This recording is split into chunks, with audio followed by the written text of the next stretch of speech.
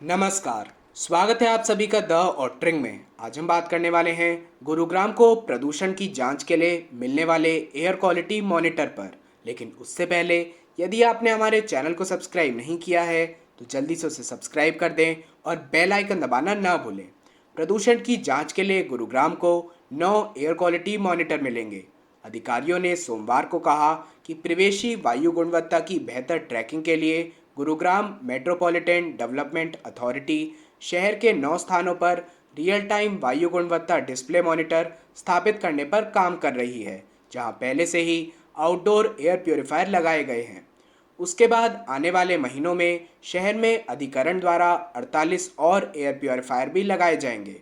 Project air care के तहत पिछले साल नवंबर में 71 एयर प्योरीफायर लगाए गए थे, जो कि सिकंदरपुर मेट्रो स्टेशन, आर्य समाज चौक, जीएमडीए कार्यालय, इफ्को चौक, मैक्स हॉस्पिटल रोड, बख्तावर चौक, मेदांता हॉस्पिटल रोड, एआईटी चौक और सेक्टर 54 चौक मेट्रो स्टेशन पर लगाए गए थे।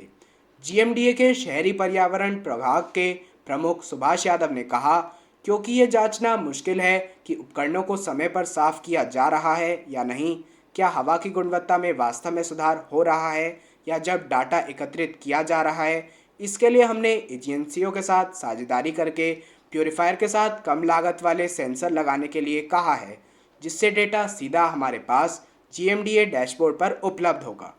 इसके बाद ही अलग चरण के लिए परियोजनाओं को बढ़ाने समझ में आता है, जहां 48 और ऐसे उपकरण शहर में स्थापित किए जाने हैं।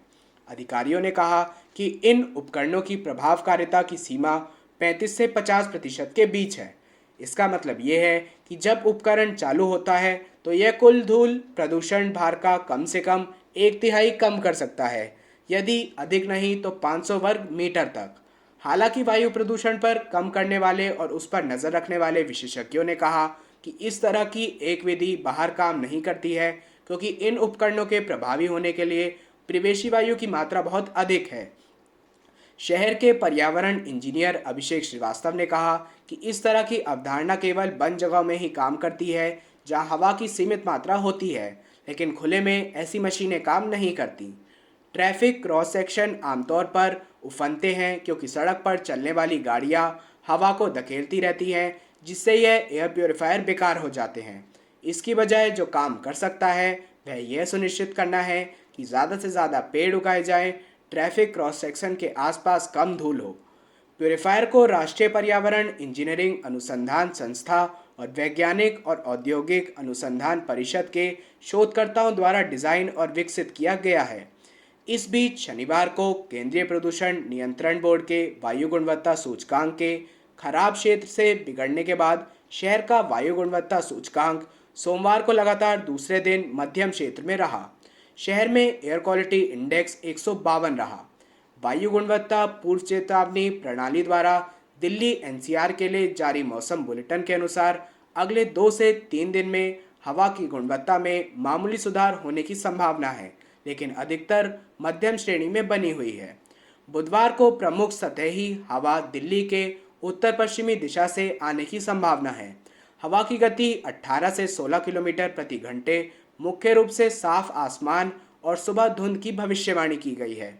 आमतौर पर उत्तर पश्चिमी दिशा से आने वाली हवाएं प्रदूषकों को अपने साथ ले जाती हैं, जिससे हवा की गुणवत्ता में गिरावट आती है।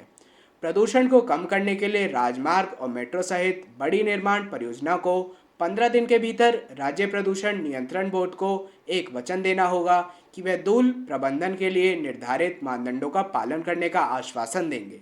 सॉलिड वेस्ट डंपिंग के मुद्दों को प्राथमिकता के आधार पर हल करना होगा।